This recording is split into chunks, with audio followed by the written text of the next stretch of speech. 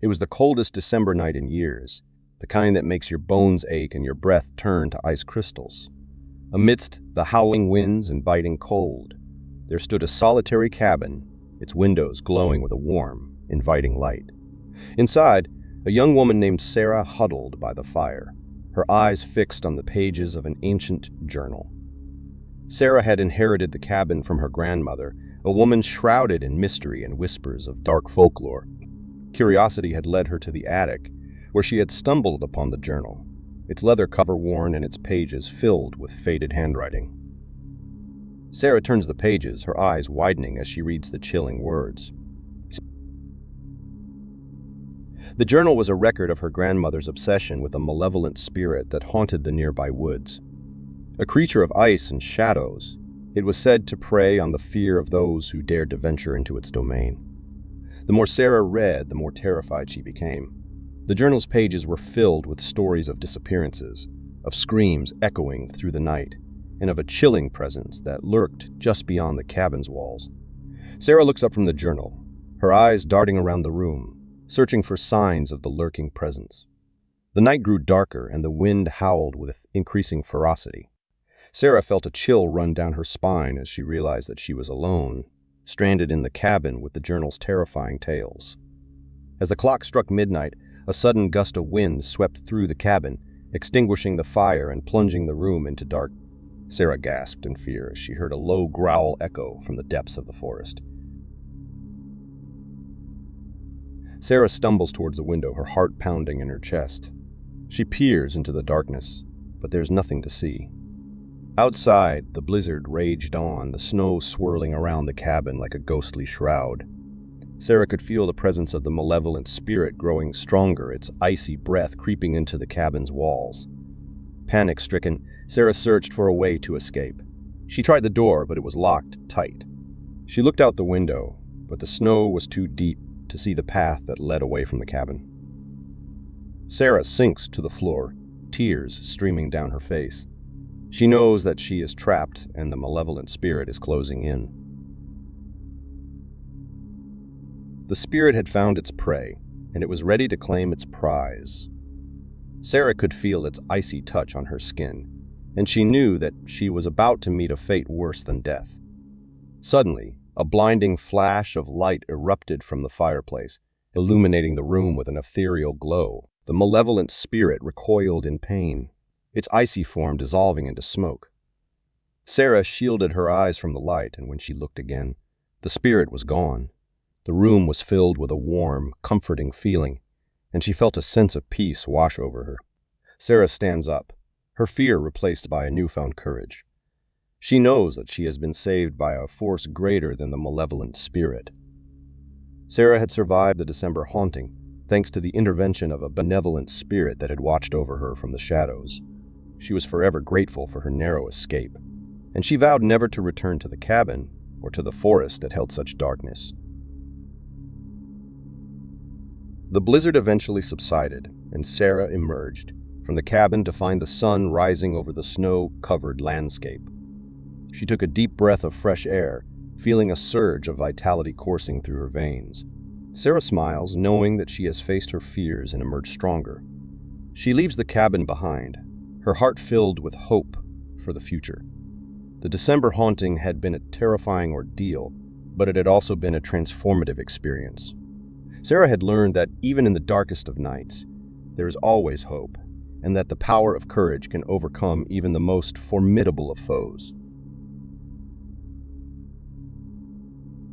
John had always been a cautious man, but even he couldn't have anticipated the terror that awaited him on that fateful December night. As he drove through the remote, snow-covered countryside, a strange sense of foreboding settled over him.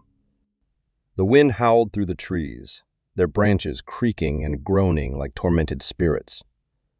John tried to ignore the eerie silence, the only sound the crunch of snow beneath his tires. But every rustle in the bushes, every shadow that seemed to move in the darkness, sent a shiver down his spine. John slows the car down, his heart pounding in his chest. The road is barely visible, and he can barely make out the shapes of the trees. Suddenly, a deer darts out in front of the car, its eyes glowing in the headlights. John slams on the brakes, narrowly avoiding a collision. But as the car skids to a halt, he sees something that sends a chill down his spine. Standing in the middle of the road, directly in front of the car, is a figure. It's tall and gaunt, its skin pale and translucent, and its features obscured by the falling snow. Its eyes, however, are piercingly bright, and they seem to glow with an unholy light. John stares at the figure, his breath catching in his throat. He can't believe what he's seeing. The figure turns its head slowly, its eyes meeting John's. A cold whisper escapes its lips, a voice that seems to echo from the very depths of the forest. The figure speaks, its voice a chilling whisper. Welcome to the Whispering Woods. John? With those words, the figure raises its arms and the air around them crackles with an eerie energy. The snow begins to swirl around the car, forming a blinding vortex of ice and wind. John tries to open the door, but it's frozen shut. He's trapped inside the car, and the figure is closing in. John screams for help, but his voice is lost in the howling wind. The figure reaches out towards him, its icy fingers brushing against the car window. John feels a surge of terror as he realizes that he is about to meet a fate worse than death. Just as the figure is about to touch him, a blinding flash of light erupts from the car's headlights. The figure recoils in pain, its icy form dissolving into smoke. John covers his eyes, shielding himself from the light. When he looks again, the figure is gone. John is left alone in the Whispering Woods, the car still trapped in the swirling snow. He takes a deep breath, trying to calm his racing heart. He knows that he has been saved by a miracle, but he can't shake the feeling that he is not out of danger yet. As the snow begins to settle, John manages to open the car door and step out.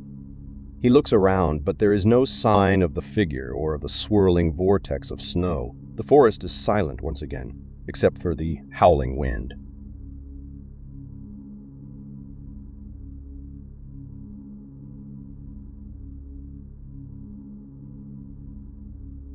On this particular December night, they had decided to venture onto a frozen lake, a place rumored to be haunted by a malevolent spirit.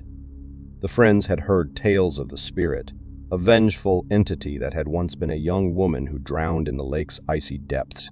According to the stories, the spirit would emerge from the depths on the coldest December nights, seeking revenge against those who dared to disturb its icy slumber. Alex and Ben, however, were both skeptical of the legend. They saw themselves as fearless adventurers, unafraid of any challenge or superstition. They were determined to prove that the spirit was nothing more than a myth. Alex and Ben step onto the frozen lake, their boots crunching against the icy surface. As they ventured further onto the lake, the air grew colder, and the wind picked up, sending shivers down their spines. The silence was broken only by the crunch of their footsteps and the occasional creaking of the ice beneath them.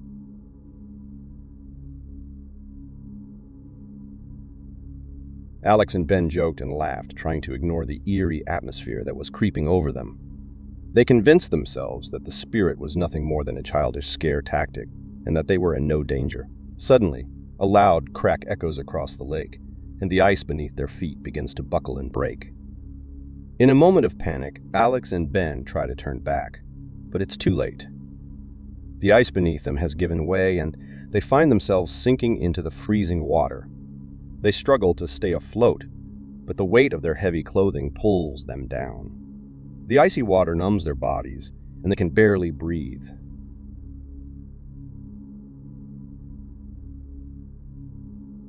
Alex and Ben desperately try to reach the shore, but the ice is too far away. Just as they are about to give up hope, they see a figure emerging from the depths of the lake.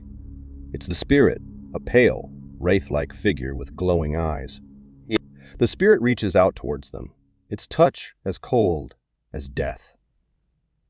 Alex and Ben scream in terror, their voices echoing across the desolate lake. The spirit's touch freezes Alex and Ben solid, their bodies turning into ice statues. The spirit's cold laughter fills the air as it watches the two friends slowly die. It had claimed its revenge, and the frozen lake would forever be its domain. The legend of the frozen lake had come true, and Alex and Ben had become the spirit's latest victims. Their frozen bodies stood as a chilling reminder of the dangers of venturing into the unknown, especially when the darkness of winter is upon the land.